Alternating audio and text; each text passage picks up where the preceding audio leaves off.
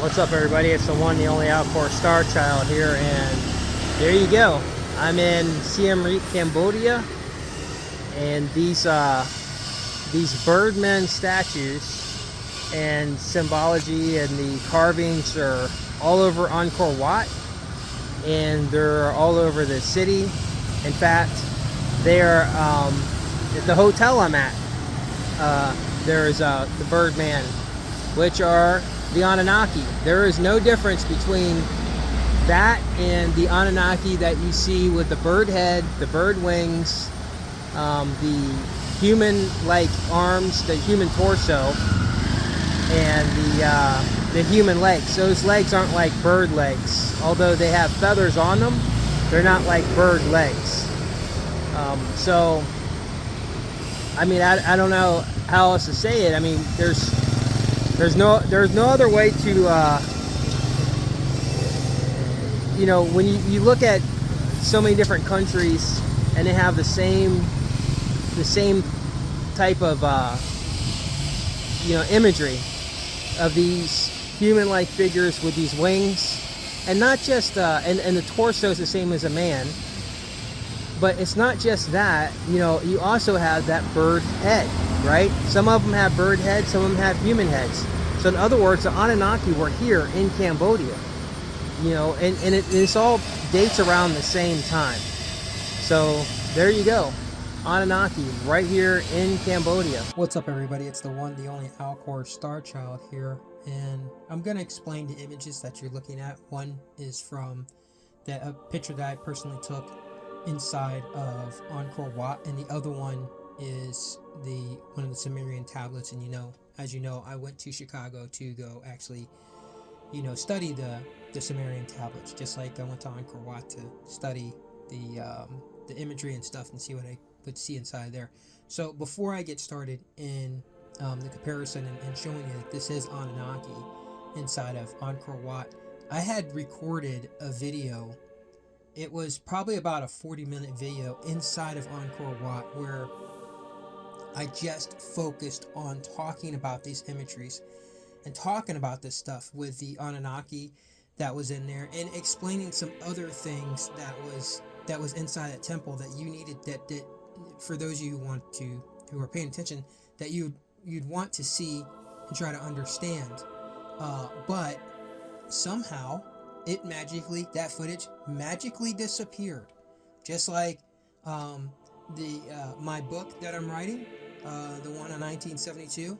Every time I turn around, something's happening weird to that, right? Like now there's like it backed itself up to like way previous time, so I lost like a bunch more stuff, right? Like there was a time when I couldn't even access the book anymore. It just disappeared, like it was not on my laptop and anywhere. I put in the search keys, I checked everything, it was gone. It was just removed. And then one day I get back on my computer and boom, there it is. It popped back up, and I'm like, how is that even possible? So somebody's definitely messing around with me, and apparently, but also, like I said, that footage was important footage, and it's just gone. It's just I can't find it. So maybe it'll pop back up. I have no idea. Anyhow, so let's get into this. So you can clearly see in the pictures, the one to the left, which came from the Angkor Wat temple, and the other one to the right, which is the well-known Sumerian tablets. Now, I haven't heard anybody talk about Anunnaki inside of Angkor Wat or anywhere in Cambodia until now. When I went there and I seen that, I immediately looked at them. I said, bird head, bird wings, human torso, human hands, these feathery type legs, and what appears to be either hooves or shoes on the bottom. I'm like, that's Anunnaki. Like, it was like, as soon as I seen it, I'm like, that's Anunnaki. Now, these things are all over that temple. And I mean, there's not as much as them as there is the Naga. The Naga is everywhere in Angkor Wat and all over the entire country of Cambodia. It's everywhere. However, the Anunnaki are there. There's a lot of them there. And you could tell when you look at these images. So just take a look at the two images. First of all, both of these, uh, the heads are both bird heads, right? They're bird heads, but on top of their heads, they both have, like, the one has like the Anunnaki has the to the right has the feathery type thing, but he also has what appears to be some type of like hair or something coming off the head. That's not how a bird's head looks, right?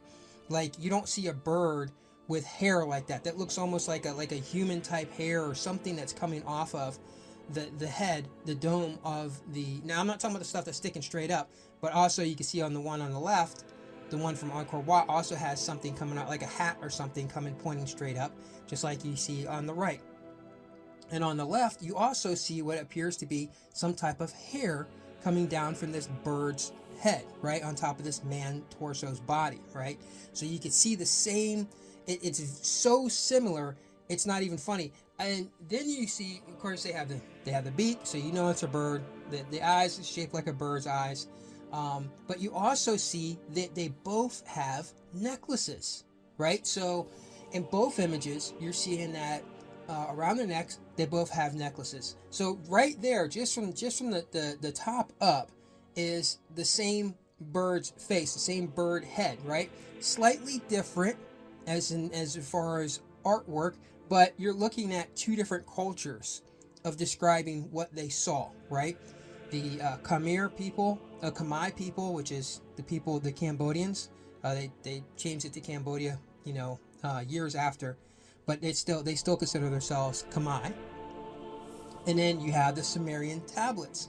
So completely different cultures, completely different languages and everything. However, you also do find that that the Khmer people did study Sanskrit, knew Sanskrit, and know the ancient language of Bali, which they still use to this day. Some of them still use to this day.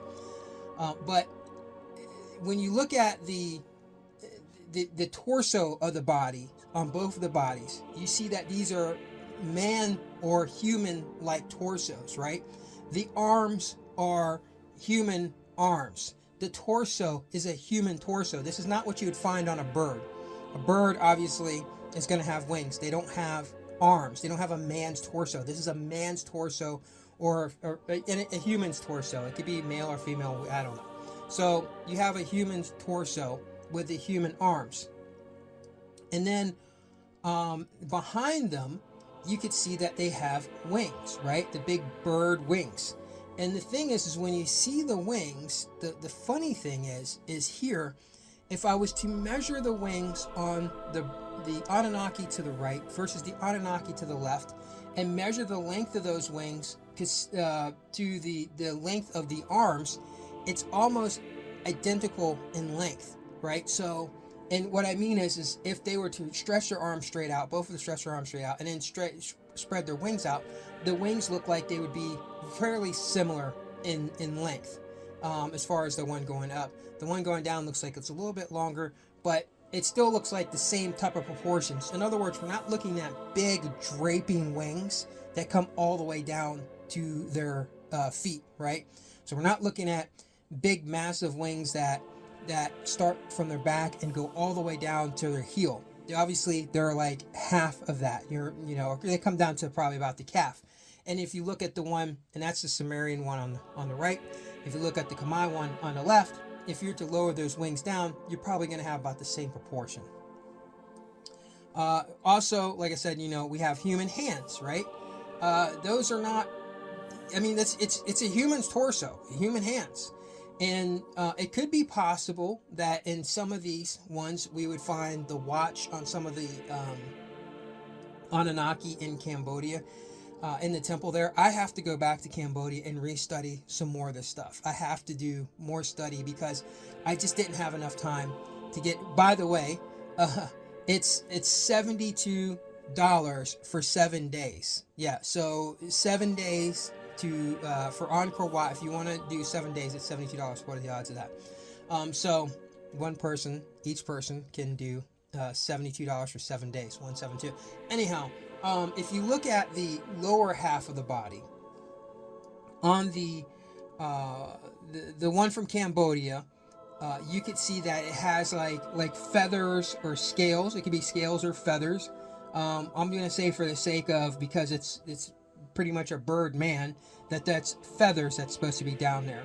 So it looks like there's feathers coming down from the legs. Well, if you look on the right at the Sumerian one, he has some type of a cloak or some type of clothing on.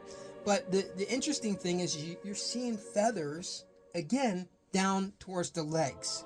Okay, so it could be possible that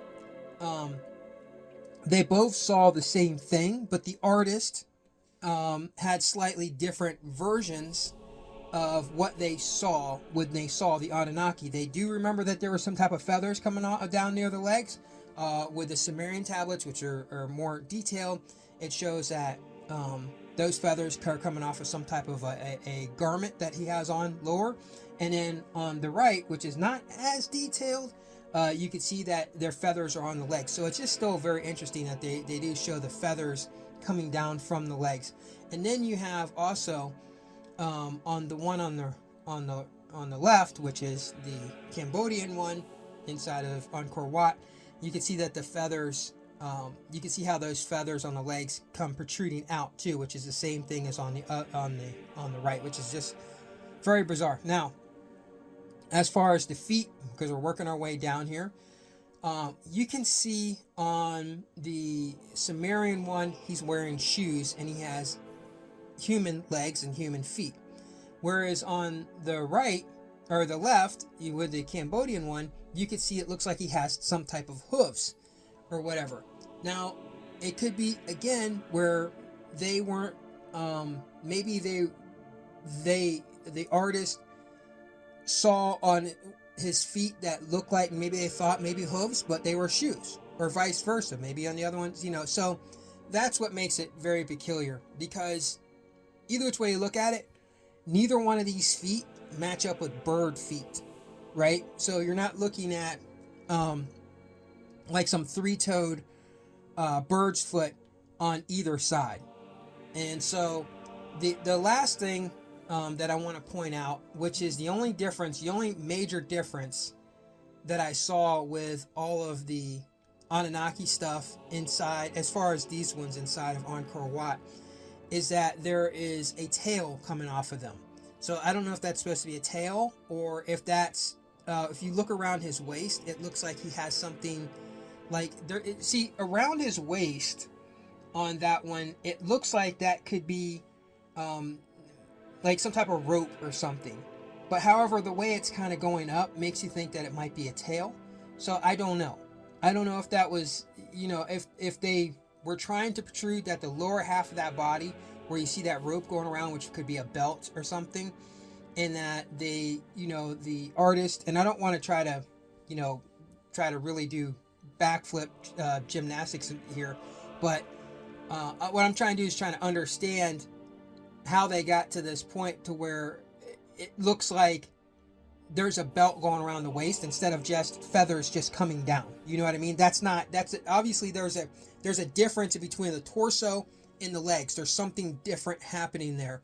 It's not a solid, like, it's not consistent with feathers coming off of the torso. That is, like, you could see that it's going, that those, the lines there are going, left to, or right to left. So you can see that it's going right to left instead of them going up and down. Whereas then you see where the legs are, you see that the feathers are now pointing downward. So obviously there's something that's separating the legs from the torso, and that could very well be a belt that's coming around the waist, and therefore that could be holding up the pants, which have the feathers coming off of. So that's why I was like, wow, this is Anunnaki shit all day long. And you can see even like, yeah, it's just like the hair on it's like the same length too, right? It's just very bizarre. And so I wish I would have had the video to share with you guys and show you while I was breaking it down inside of Angkor Wat, and while I was breaking down other images on Anunnaki in Angkor Wat. Now, there was a massive statue right behind my hotel of an Anunnaki. And the other thing is too, and I'll show you pictures here. I'm going to show you pictures now that at the hotel that I was staying at, there was actually Anunnaki statues at that hotel. And it wasn't until I was, at the pool, right? It wasn't until I realized, I'm like, holy cow, that's a bird man, right? And it's like a bird man with a famous story about a bird man, which would be Anunnaki, that saved a woman from drowning. And so that's why they have this bird man sitting over top of a pool holding up a Khmer woman. And then you also see more of that imagery of the bird man in, now these ones don't look exactly like the Anunnaki from the Sumerian tablets, but you still have the bird man. So the hotel I stayed at, and I did not think about that at all until I got there, and I was in the pool, and I was like, holy cow, is that what I'm looking at? So yeah, it's everywhere, and I just find it amazing that nobody else is talking about the Anunnaki in Cambodia. So I hope you guys got a little something out of this. I hope it helps broaden your minds a little bit. And if you find more research on this, leave it in the comments and let me know what you find, because then I'll keep digging some more. And obviously I'm going back to Cambodia because I'm just not done studying. There's just so much more to study there. And I have other videos and other stuff where where I went to the Naga pool, which is literally translated to Naga pool. Okay, and it's a temple, and it has four pools, and it's Nip Pyo or something like that. I can't remember exactly how you say it, but I'll get the translation and everything, and I'll share that video and show you guys the Naga pools and stuff, which is pretty interesting. And with that, yeah, enjoy the rest of the time that you guys have left.